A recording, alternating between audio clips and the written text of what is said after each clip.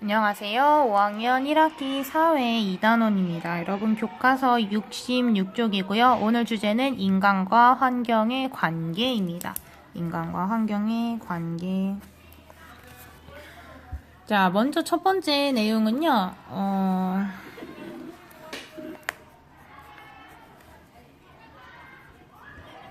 환경이 인간의 삶에 영향을 준 사례를 먼저 알아보겠습니다. 환경이 인간에게 영향을 준 사례예요. 먼저 첫 번째 사례로 대청에 대해서 알아보겠습니다. 첫 번째 대청.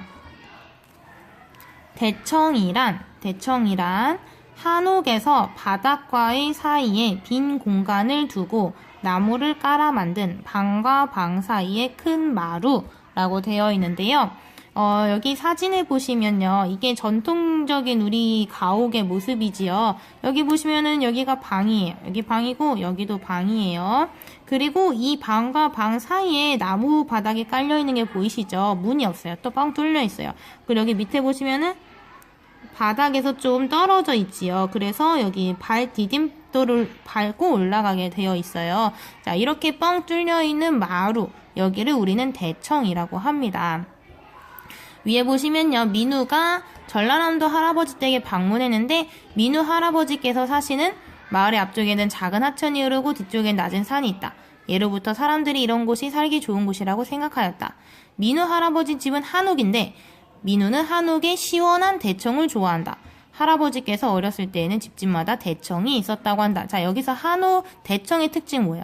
시원하다고 되어 있지요. 그러면 이 한옥의 대청은 어떤 환경의 영향을 받아 만들어졌을까요? 이 대청이 만들어진 까닭. 자, 이렇게 대청하고 땡땡하고 쓰시고요. 그 다음에 화살표에서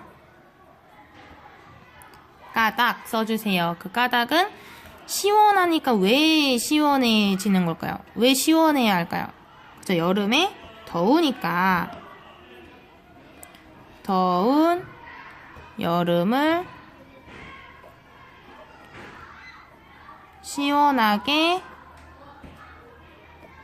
보내기 위해 라고 쓰시면 되겠습니다. 사실 이 밑에 써져 있어요. 밑줄도 칠게요. 더운 여름을 나기 위하여 대청을 만들었다. 이 내용이 이 내용입니다. 이게 이 내용이에요. 그 다음에 두 번째 사례는 배산 임수입니다. 아까 위에 보시면요.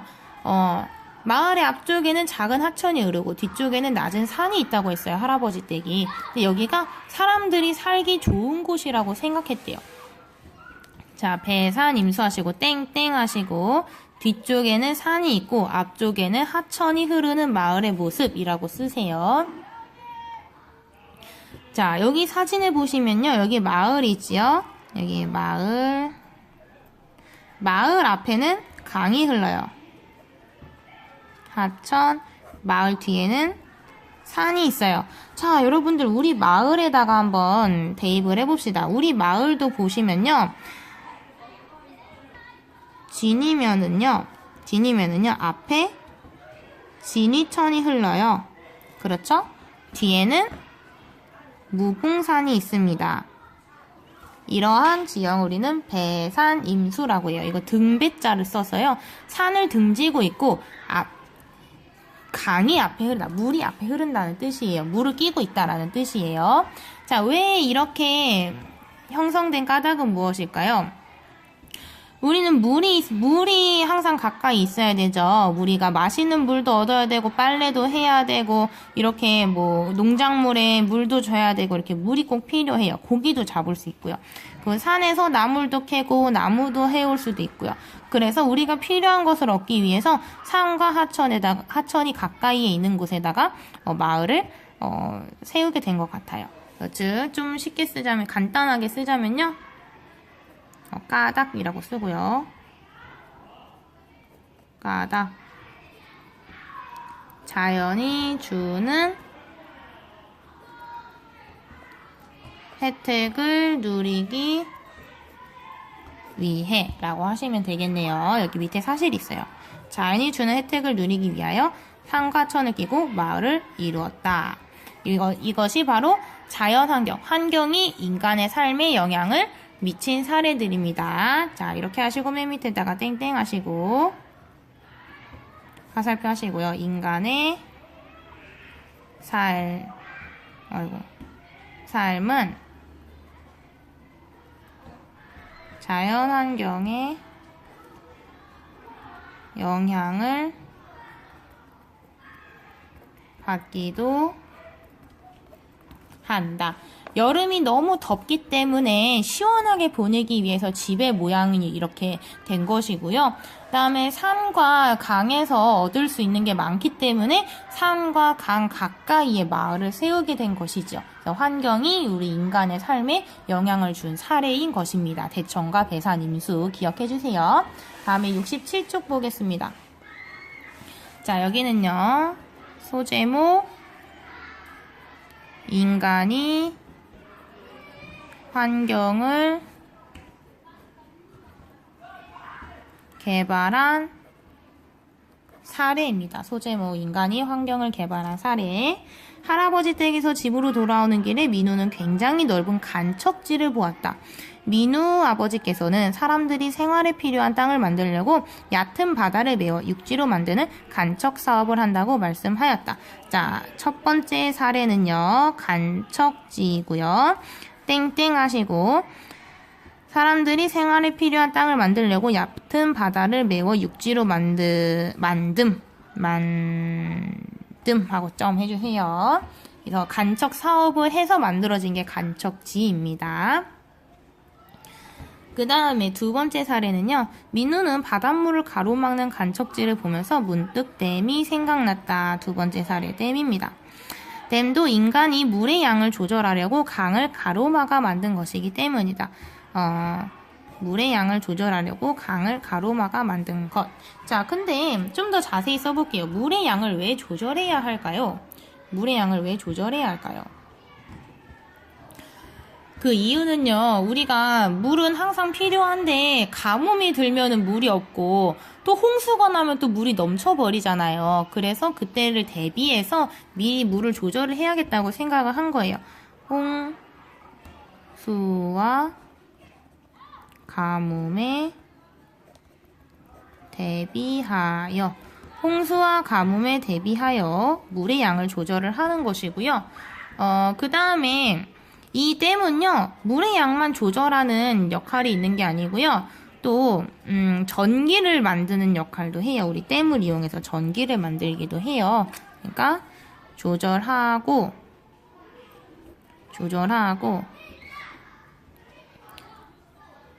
전기를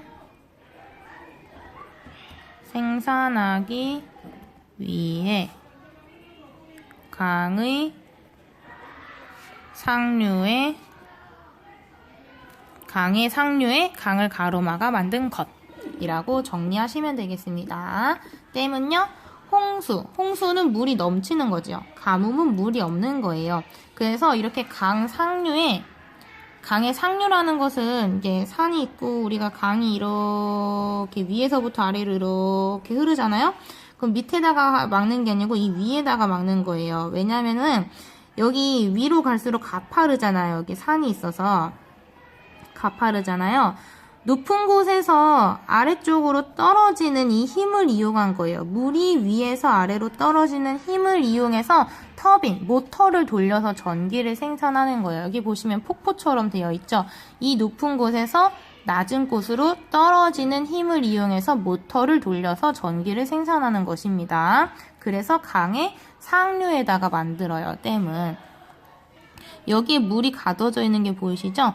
여기 물을 가둬놨다가 가뭄이 들면은 가뭄이 들어도 물을 사용할 수 있게 물을 가둬두고요. 홍수가 나면은 여기를 열어서 여기를 개방을 해서 물이 넘치지 않도록 물을 흘려보내요. 그래서 홍수와 가뭄에 대비하는 것이고요. 전기 생산하는 건 얘기했죠. 높은 곳에서 낮은 곳으로 물이 떨어지는 힘을 이용해서 모터를 돌려서 전기를 생산한다고요. 자, 두 가지 사례 알아봤고요. 이렇게 개발할 수 있기 때문에 여기게 된 계기는요, 위에 나와 있어요. 뭐 때문이냐면은 뭐가 발달했기 때문에 과학기술이 발달하면서 가능해졌다. 이 내용을 여기다가 어떻게 쓰시냐면요, 밑에다가 화살표 땡땡 하시고요. 과학기술의 발달로 인간이 필요에 따라 환경을 개발하는 일이 가능해졌다 라고 정리하시면 되겠습니다. 자, 다음 장 넘길게요. 마지막 소주제는요, 인간과 환경의 바람직한 관계입니다. 자, 인간도 환경에게 영향을 미치고요. 환경도 인간에게 영향을 미쳐요. 그럼 서로 어떤 관계를 맺어야 바람직한 관계가 될까요? 자, 먼저 한 예로 하구뚝에 대해서 예를 들어보도록 하겠습니다. 자, 동그라미 땡땡 하시고요. 하구뚝 쓰세요. 하구뚝은 강 하류에 쌓은 둑으로 바닷물이 들어오는 것을 막고 강물의 양을 조절하기 위하여 만든 것이다. 자, 아까 앞에 우리 댐 배웠었죠. 이렇게 산에서부터 물이 흘러서 강이 되어 흘러가지고 바다로 가지요. 바다로 가죠. 여기 바다예요. 그래서 여기 상류에다가 막아서 한 것은 댐이었어요.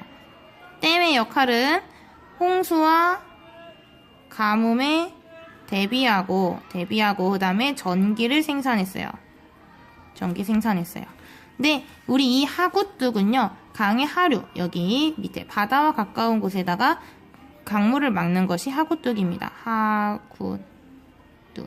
하구뚝의 역할은요, 바닷물이 이 강물 쪽으로 들어가는 것을 막아요. 그리고 강물의 양을 여기 막으니까 강물을 가두게 되겠죠? 강물의 양을 조절하기 위하여 만드는 거예요. 여기 딱 있으니까 여기는 바닷물, 여기는 강물 해서 둘이 섞이는 구간이 없어지겠지요. 자, 이렇게 하구뚝을 만들어서요, 금강의 하구뚝을 만들어서 변화가 생겼대요. 제목은 금강의 하구뚝을 만들어서 생긴 변화라고 쓰면 되겠네요. 땡땡땡땡. 1이라고 하고요. 2라고 할게요. 금강의 하구뚝을 만들어 생긴 변화. 장단점이 있어요. 먼저 장점 1입니다. 장점 1번은요, 넓은 호수가 생겨나 농업 용수가 확보되었다. 장점 2번은요, 둑 위에 도로가 만들어져서 자동차로 이동할 수 있게 되었다. 그 다음에 장점 3번이요. 주변의 농경지와 갈대밭은 가창 오리와 같은 철새들이 겨울에 나기에 좋은 환경이 되면서 철새 도래지가 형성되었다. 가 장점 3번이에요. 이게 무슨 말이냐면은, 여기를 딱 막아버리니까 여기에 물이 고이겠죠. 물이 고여서 여기 넓은 호수가 생긴다는 거예요. 그래서 여기 물이 충분해지니까 주변에 농사짓기가 편해진다는 거고, 그래서 농업 용수라는 건 농사에 사용하는 물이라는 뜻이에요. 그 다음에 이 하구뚝이 만들어져서 이 여기와 여기를 잇는 도로가 생겨요. 이 하구뚝 위에 도로가 생겨요. 그래서 교통이 편리해진다. 교통이 편리해진다. 다음에 이 호수 주변에 이 농사를 지을 수 있는, 농사짓기 편리해진다고 했잖아요. 농사짓기가 편리해지고 여기 갈대밭이 조성이 돼요. 호수 주변에 갈대가 많이 자라겠죠. 그래서 여기에 이제 오리떼들이 많이 와서 철새 도래지가 된다는 거. 철새 도래지. 철새가 와서 살다가 가는 곳이 된다는 것입니다. 근데 단점도 있어요. 어떤 단점이 있냐면요, 여기 딱 막아버리니까 강물과 바닷물이 아예 만나지를 않죠. 그래서 바닷물과 강물이 만나는 부분이 없어지면서 어업 피해가 발생하였다. 단점 1번이에요. 어업 피해. 그러니까 물고기들 중에서 이 바닷물과 강물이 이렇게 왔다 갔다 강물에도 살고 바닷물에도 사는 물고기가 있잖아요. 예를 들어서 연어 같은 그런 물고기들 있잖아요. 그 다 커서는 바다에서 살고 알을 낳기 위해서 강을 거슬러 올라가는 물고기잖아요, 연어가. 근데 여기를 하구둑을 딱 막아버리니까 연어가 돌아가질 못해요. 얘를 넘어서 올라가야 되는데 넘어가지를 못해요. 그러니까 알을 못 낳겠죠. 그러니까 연어의 개체수가 점점 줄어들 거예요. 이런 어업 피해가 발생하고요. 그 다음에 단점 두 번째는요. 강물의 속도가 느려져서 수질이 나빠지는 문제가 나타납니다. 이게 무슨 말이냐면 여기 이렇게 막아버리니까 여기 콸콸콸 흘러야 되는데 바로바로 흘러야 되는데 여기가 막혀 있어서 얘가 점점 느리게 흐르는 거예요. 더 느리게 흐르는 거예요. 여기 고여 있잖아요, 물이 사실. 그러니까 물이 계속 왔다 갔다 해야지 물이 정화 활동을 해서 깨끗해지는데 여기가 고여 있으니까 물이 좀 더러워진다라는 얘기예요. 수질. 물의 질이 나빠진다. 그래서 물이 더러워진다는 이야기입니다. 자, 그러면은 이렇게 우리가 인간과 환경의 관계에서는 이렇게 장점도 있고 단점도 있어요. 그러면 어떤 관계를 맺어야 할까요? 우리 인간과 환경은 서로 영향을 주고받으며 균형을 유지하는 것이 무엇보다 중요하다라고 되어 있어요. 우리 인간과 환경의 바람직한 관계를 이야기하는 것입니다. 인간과 환경은 서로 영향을 주고받기 때문에 균형을 유지하는 것이 무엇보다 중요하다. 우리 서로는 균형을 유지하며 관계를 맺어야 한다라는 이야기입니다. 자, 여기까지 배운 공책에 정리해 주세요.